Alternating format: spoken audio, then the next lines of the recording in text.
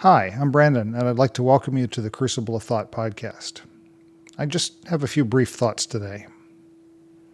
We said goodbye to my dad the other day.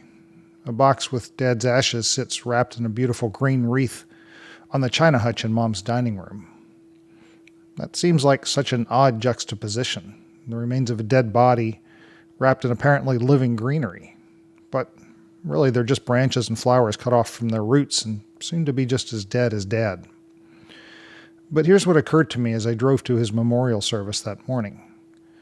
Literally every day we fill our stomachs with dead things, either plant or animal.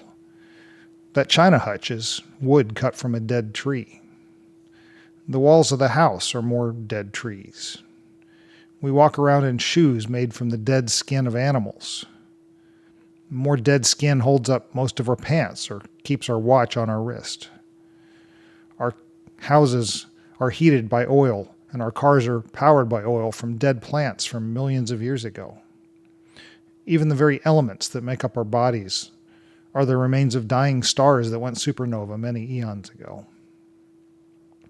We don't stop much to think about being literally surrounded by and fed by and even made of dead things. It's just part of life itself. And yet, that afternoon, our house was filled with living people, reminiscing about Dad's amazing life. The memorial service was full of life, sharing stories that themselves bring new life and new hope to those who gathered. The idea of death generally troubles and frightens us.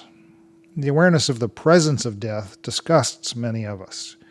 Even what I said above might have made you kind of uncomfortable. And perhaps it's because the process of dying is intimidating. I don't want to live through what Dad dealt with to get to death itself. And we don't like loss. We'd rather keep what we have forever, including our relationships. And we don't really know what comes after death, despite our doctrine. If we're honest with ourselves, I suspect more than a few of us really need those assurances at a funeral to boost our faith for a good eternity, as we grapple with the painful fact that God didn't heal someone we loved or didn't stop an unexpected death. But this celebration, what our family, like many others, called a celebration of life, not a funeral, reminded me that even death itself brings life. Just as those trees found a second life in the walls of Dad's home where we gathered. Just like the food found a second life, renewing and invigorating the human participants. So also the people who joined us to both grieve and to rejoice were edified by our joining together.